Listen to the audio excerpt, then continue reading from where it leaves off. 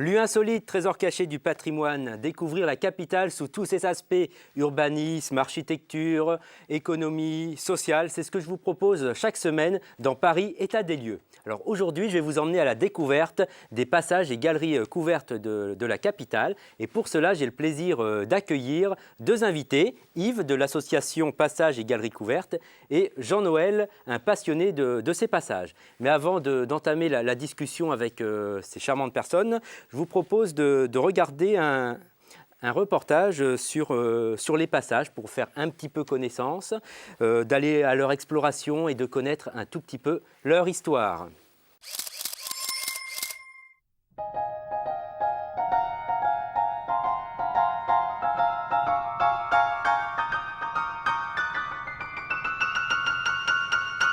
Les passages parisiens sont nés dans le Paris du romantisme, vers 1820-1830, entre le règne de Charles X et la monarchie de Juillet. Ils sont tous dans le même quartier, entre les grands boulevards et le Palais Royal. C'est le quartier à la mode. C'est ce qui explique qu'ils vont tous se créer dans ce coin qui était le coin le plus chic de la capitale dans la première moitié du XIXe siècle.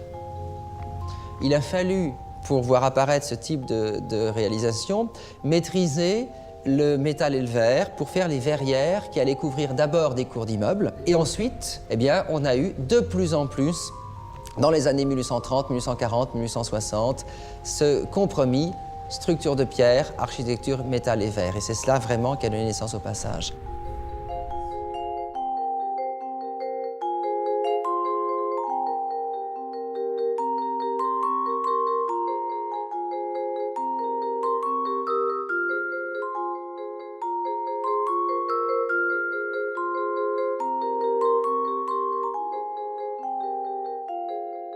Les passages parisiens, c'est souvent aussi une commodité de transport pour les piétons à travers la ville. Et très vite, les propriétaires vont y mettre des commerces pour que ces opérations deviennent rentables. Ce sont des lieux qui ont toujours beaucoup plu. Et quand les premières parisiennes du règne de Charles X ou de Louis-Philippe ont vu qu'elles pouvaient faire leurs courses à l'abri de la pluie, ça a été un énorme succès.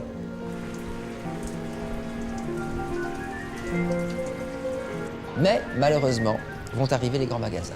Et ça va commencer à, entre guillemets, tuer ce petit commerce où le bon vendeur était quelqu'un qui vendait très peu, mais ce très peu, il le vendait très cher. Sur les 160 de ces passages et galeries qu'il y aura à l'époque, il n'y en a guère plus qu'une douzaine, aujourd'hui une dizaine, qui est conservée un peu de charme et un peu d'intérêt. Mais c'est très symbolique du Paris du romantisme et ça va attirer beaucoup d'artistes, beaucoup d'écrivains, beaucoup de photographes par la suite également, parce que ça symbolise précisément ce Paris du XIXe siècle. Et alors, vous voyez, le passage du Caire est un excellent exemple de la façon dont ont vécu les passages jusqu'à nous. Parce que voilà un lieu qui a gardé une activité pas très éloignée de l'activité d'origine. Et si on le compare avec des passages qui ont été refaits de fond en comble, comme par exemple le passage du Havre ou le passage des Princes, on se rend compte que dans le passage du Havre, il ne reste rien du décor ancien. Donc, vous voyez, trois lieux. Et précisément à chaque fois, on a un type de commerce différent. Un témoignage magnifique sur notre patrimoine parisien, des lieux chargés d'histoire, des espaces d'aventure et de création pour les artistes. Alors j'ai envie de demander à nos invités, est-ce que vous nous confirmez cette définition, cette vision du passage parisien, Jean-Noël par exemple? Vous nous confirmez ça? Oui, moi je viens aujourd'hui témoigner ici un peu en tant qu'amoureux des passages parisiens, parce que je pense que ce sont des endroits uniques par leur architecture, qui est faite de matériaux qu'on ne voit plus, de la fonte, du bois, du verre. Unique aussi par les sensations qu'on y a. En fait, tous les sons, les lumières de l'extérieur sont filtrées par la verrière. Et aussi unique par la relation qu'on peut avoir avec les commerçants. C'est-à-dire que chaque commerçant est passionné, il vous parle de ses joujoux, de ses cannes avec passion, il vous raconte l'histoire de chaque objet. Et ça, c'est quelque chose qu'on ne trouve, à mon avis, nulle part ailleurs. D'accord. Et vous, monsieur, et vous, Yves? Oui. Et vous avez la même vision de ces passages? Oui, tout à fait. Et je trouve que le reportage rendait bien compte des choses. Ce sont des lieux qui correspondent à des moments fugaces, Oui. historiquement, c'est-à-dire des époques de splendeur, des époques de décadence, plus ou moins qui vont de l'un à l'autre. Et je crois que c'est important de voir et de prendre conscience que ce sont des lieux où le temps passe constamment et où la fugacité du temps est très présente, et que par les commerces qui changent, que par les décorations qui changent également, le passage évolue avec le temps. D'accord. Et on a pu voir dans le reportage notamment que des passages ont disparu. Vous pouvez nous dire pourquoi ? Oui, certains passages ont disparu parce que les passages sont des lieux commerciaux, que comme tous lieux commerciaux, ils ont un niveau de rentabilité, et que si la rentabilité du quartier ou du passage ou des boutiques qui y sont n'est pas bonne, le passage périclite, les loyers baissent, le passage n'est plus entretenu. Donc il y a des passages qui avaient atteint un tel niveau de décrépitude et d'abandon du quartier en question que des rénovations urbaines ont conduit à leur destruction car ils n'étaient plus rentables. D'accord, donc des passages qui naissent, qui vivent, qui meurent. Voilà. Et justement, par rapport à cela, est-ce qu'il y a des nouveaux passages sur Paris ? Est-ce qu'il y a des projets de création de passages, de futurs passages ? Oui, il y a des créations de passages. J'en citerai quelques-uns. Un passage du XXe siècle qui sont les galeries des Champs-Élysées, appelées plus communément passage du Lido. Les arcades du Lido, tout simplement un passage quand même important qui est dans le Forum des Halles et qui va de Saint-Eustache jusqu'à la rue Saint-Denis, qui est une galerie marchande. Mais il y aura toujours des lieux qui seront créés et qui seront des passages. D'accord. Et vous, Jean-Noël, vous êtes plutôt adepte des anciens ou des nouveaux passages ? Moi, je suis plus adepte des anciens passages parce qu'il y a cette magie qui n'existe pas dans les nouveaux passages, comme le passage du Havre qui a complètement été rénové.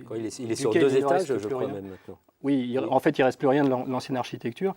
Et si on remonte un peu plus loin dans le temps, en fait, ce qui explique la disparition des passages, c'est aussi la révolution urbanistique qui a eu lieu au XIXe siècle, qui a fait qu'on est passé, je crois, de 150 passages à plus que 15 passages. 21 passages. Les personnes qui vivent, qui habitent ces passages, ils portent un petit nom non. Ils portent le nom de Parisiens. De Parisiens, voilà. Ils ne portent pas le nom de passagers. Dans les passages modernes, j'ai oublié un passage quand même non négligeable, c'est le passage de Beaufil qui a remplacé le marché Saint-Honoré. D'accord. Alors maintenant qu'on connaît mieux leur histoire, mieux leur passé, je vous propose de parler de leur avenir et justement de voir comment ces passages peuvent s'inscrire dans notre vie moderne. Et tout de suite, je vous propose de regarder un reportage qui dévoile leur activité actuelle.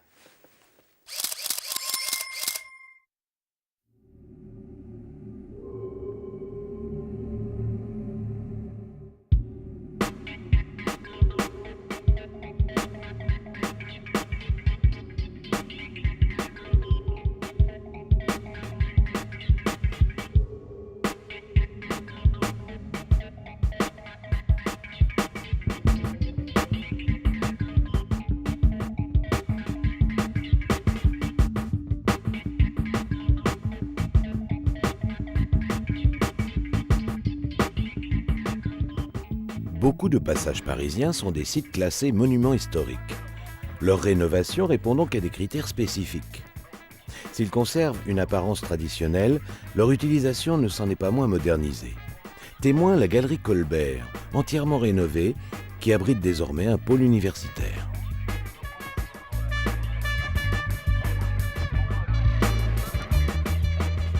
Le passage des Princes, construit en 1860, n'accueille désormais plus qu'une seule enseigne, le Village Jouet Club. Le fait qu'il soit situé dans le passage des Princes, on en profite et ça fait partie du concept du village, simplement, on fait partie intégrante. On a loué l'ensemble de la superficie, des unités qui composaient le passage des Princes. Aujourd'hui, on est en contact avec l'association et on est partenaire de l'association Passage et Galeries. On a redonné naissance au passage des Princes. Situé en plein cœur du quartier de la gare Saint-Lazare et directement desservi par les transports en commun, le passage du Havre s'est modernisé de façon frappante. Il est devenu un véritable centre commercial.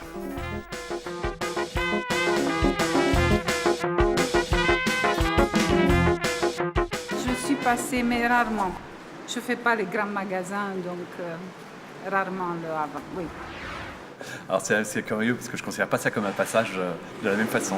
On considère ça plutôt comme des centres commerciaux en fait, moins comme des lieux de vie comme ça.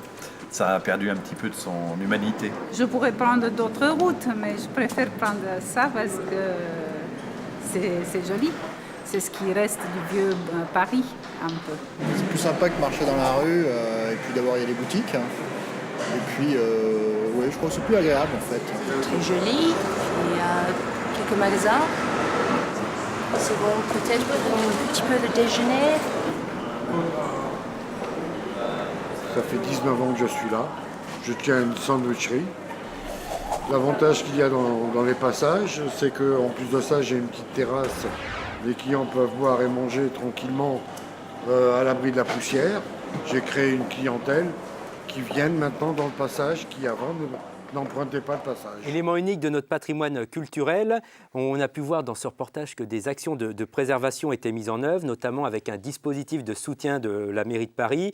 Certaines galeries, certains passages sont réhabilités en centres commerciaux. Alors je vais vous demander à tous les deux, votre avis sur ces évolutions positives, négatives, c'est un bon point ou pas ?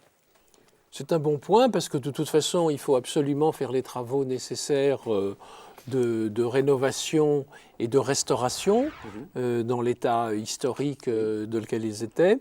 Ce qu'il y a, c'est qu'il faut faire des travaux, mais c'est le chemin que suit la ville de Paris dans l'esprit des passages. Ce qui est un petit peu dommage, c'est quand la rénovation aboutit à une quasi-destruction, comme ça a pu être le fait dans certains cas. Et qu'on perde l'âme du lieu. Et qu'on perde l'âme du lieu, et puis l'âme historique du lieu surtout. Hein. Et vous, Jean-Noël, plutôt Oui, je suis tout à fait d'accord avec ça. Je pense que l'avenir des passages, c'est de rester en fait un témoin de notre histoire. Ce sont des lieux chargés d'histoire. Ils doivent finalement, à chaque endroit du passage, il s'est passé quelque chose. Céline dans le passage de Choiseul, et d'autres écrivains dans d'autres passages. Je pense que ça vous êtes un fan, je crois. Oui, Émile Zola qui a placé un certain nombre de ses romans historiques dans les passages, le passage du panorama notamment dans Nana. Et donc, à mon avis, ça doit rester des témoins du passé. Ça doit être entretenu de manière à conserver l'esprit et la magie du lieu aussi. D'accord. Bon, vous êtes quand même plutôt optimiste quant à leur avenir, Jean-Noël. Optimiste, oui. Je sais qu'il y a un certain nombre d'actions qui sont effectivement entreprises par la ville de Paris. Il y a aussi des initiatives privées qui ont pour but de maintenir en fait l'état des lieux. Et je pense que c'est une bonne chose. J'espère que ça arrivera à bout. Et vous, Yves, optimiste? Oui, je suis optimiste parce que ça correspond à un besoin et une mobilisation des institutions et des personnes dessus. Ceci étant dit, il y a une question d'argent. Ce sont des choses qui coûtent cher et ça n'est pas toujours facile. Ça n'est jamais facile, comme chacun le sait, de trouver l'argent. Oui. Alors d'accord. Notamment au niveau donc, du soutien de ces passages et galeries, vous êtes venu ici en tant que membre de cette association qui s'appelle Passage et Galeries. Donc, si vous voulez avoir des informations sur cette association, tapez son nom Passage et Galeries dans un moteur de recherche et vous trouverez le lien pour aller prendre toutes ces informations. Mais tout de suite, je vais laisser à Yves le soin de nous présenter son association et aussi l'action de cette association. Alors, c'est une association qui existe depuis 5 ans environ et qui regroupe des historiens, des amoureux de Paris, des habitants et des boutiquiers des passages et qui s'est fixé plusieurs buts, restaurer les passages, faire les recherches, aider à la restauration des passages, faire les recherches historiques nécessaires dans cette perspective et aussi les faire connaître au public par des visites et par des expositions. Vous organisez vous-même les visites? Nous organisons des visites, conférences de passage, tout à fait. D'accord, donc style comme avec les tours opérateurs, il faut on fait réserver pas ça longtemps à l'avance? Non, on fait des visites de groupe, avec des groupes qui ont manifesté leur intérêt. Qui ont manifesté leur intérêt, et on essaye que les choses ne soient pas commerciales, mais soient dans un esprit, je dirais, convivial, et qui est dans l'esprit des passages et qui ne soit pas dans un but, je dirais, commercial et de rentabilité de ce genre de visite. D'accord, très bien. Alors vous, Jean-Noël, vous participeriez pour aller visiter les passages Moi, ce de qui m'intéresse principe-là particulièrement, ce sont les Oui. visites organisées littéraires qui ont pour but en fait de découvrir les passages à travers des morceaux choisis de notre littérature. Et je pense que c'est une très très belle approche des passages. D'accord. Donc des lieux toujours magiques et exceptionnels. Eh bien, je pense que ces passages ne sont pas prêts de disparaître. En tout cas, voici 2 témoins qui feront tout pour les conserver. Si vous aussi, vous souhaitez les soutenir, participer à la vie de ces passages, alors n'hésitez pas à aller sur le site de l'association. Vous aurez toutes les infos pour y adhérer. Alors, je vous remercie tous les deux. Je remercie également toutes les équipes techniques sans lesquelles cette émission n'aurait pas eu lieu. Et je vous donne rendez-vous la semaine prochaine et nous parlerons du périphérique parisien et notamment d'un projet de couverture. Et tout de suite, pour finir, une petite note de douceur, une petite note de bonheur. Nous allons écouter Riton et sa manivelle qui va nous interpréter à Paris. Riton, c'est à vous et moi je vous dis à très bientôt. Ciao! À Paris, quand un amour fleurit, ça fait pendant des semaines de cœur qui se sourient. Tout ça parce qu'ils aiment à Paris. Au printemps, sur les toits, les girouettes tournent et font les coquettes avec le premier vent qui passe indifférent, nonchalant. Car le vent, quand il vient à Paris, n'a plus qu'un seul souci, c'est d'aller musarder dans tous les beaux quartiers de Paris. Le soleil, qui est son vieux copain, est aussi de la fête, et comme 2 collégiens, ils s'en vont en goguette dans Paris. Et la main dans la main, ils vont sans se frapper, regardant en chemin si Paris a changé. Il y a toujours des taxis en maraud qui vous chargent en fraude avant le stationnement où il y a encore l'agent des taxis. Au café, on voit n'importe qui boit n'importe quoi, qui parle avec les mains, qui est là depuis le matin. Au café, il y a la scène, à n'importe quelle heure, à la ses visiteurs qui la regardent dans les yeux, ce sont ses amoureux. À la scène, et il y a ceux